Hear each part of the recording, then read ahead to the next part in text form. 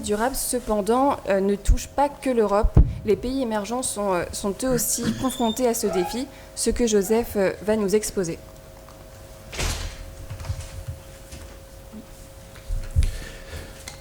À la suite de Valentin et de Lucie, nous allons jeter un regard sur la région de Dakar, c'est en Afrique de l'Ouest.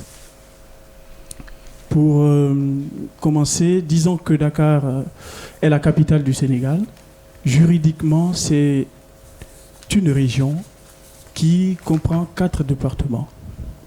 Alors, avec une population de plus de 3 700 000 habitants, ce qui représente 50% de la population urbaine, 70% du parc automobile, et l'urbanisation dans cette région est croissante avec une augmentation de 100 000 habitants par an. Ces données suffisent pour comprendre que nous sommes dans une région qui est confrontée à un certain nombre de problématiques, celle de la mobilité, celle du logement et celle de la pollution. Pour apporter une réponse à cette problématique, les pouvoirs publics ont initié d'ambitieux projets. D'abord, c'est avec le pôle urbain de Diamniadio. Diamniadio, c'est une zone située à 30 km de la capitale, Dakar. Et cette zone est depuis quelques années le creuset de l'ingénierie moderne et urbaine parce que ils ont réussi à sortir de terre une ville qui correspond aux standards des villes intelligentes aujourd'hui, les smart cities. Le but étant de décongestionner et de désengorger la capitale. Sauf que dans cette dynamique, il faut entreprendre aussi d'autres mécanismes pour rallier Diamniadio. D'où le deuxième projet, l'autoroute à péage, Dakar-Diamniadio, longue également de 30 km. Et le coût total de ce projet est de 2 milliards de dollars. Le type de financement, puisque c'est surtout de cela qu'il faut parler, c'est sous forme de partenariat public-privé. Alors, nous sommes dans un pays émergent, confronté à des contraintes budgétaires aiguës, mais qui affiche en même temps l'ambition de la mobilité durable. Et pour y arriver, il faut faire appel à des capitaux privés, d'où l'usage du mécanisme des contrats de partenariat public-privé, ce qui est consacré en France sous l'appellation les marchés de partenariat. Alors, à travers cette autoroute, ici, l'acheteur public, c'est donc l'État du Sénégal. Certes, la particularité, ce n'est pas cette fois-ci une initiative régionale, c'est une initiative de l'État, mais qui s'applique à une région. Alors, c'est l'État donc du Sénégal qui est acheteur public et la société concessionnaire, en l'occurrence, c'est la société Eiffage.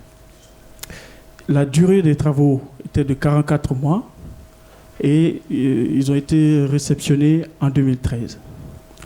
À côté de l'autoroute à péage qui a réduit considérablement le temps d'attente avec les bouchons et tout ce qu'on connaît comme embouteillage, il y a le TER qui est un autre vaste projet qui a été entrepris par les autorités sénégalaises.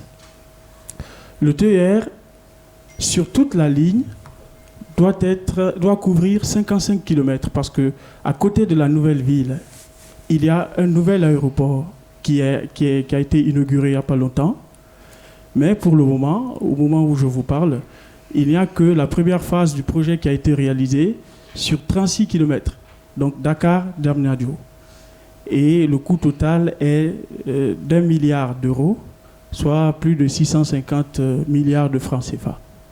Là aussi, le type de financement, c'est comme pour l'autoroute et comme pour la nouvelle ville, c'est à travers les partenariats public-privé.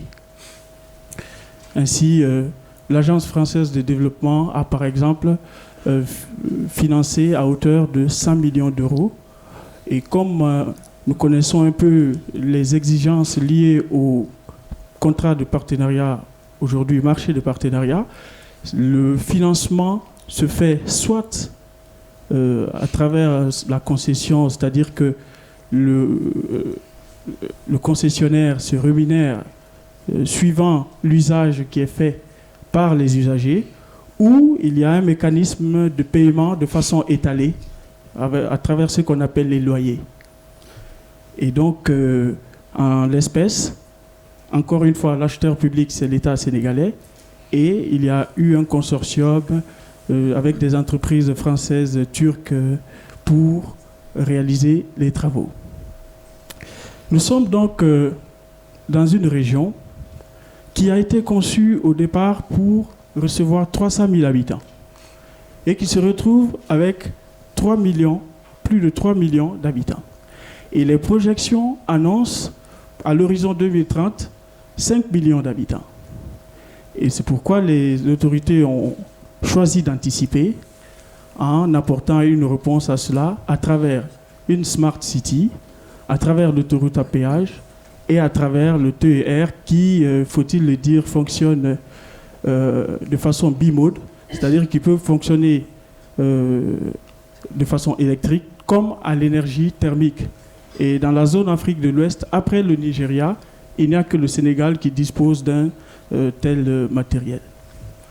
C'est donc sur ces images de cette Afrique positive qui a aussi décidé de choisir l'innovation et la mobilité durable que je m'en vais mettre un terme à cette série de communications. Et merci de votre attention.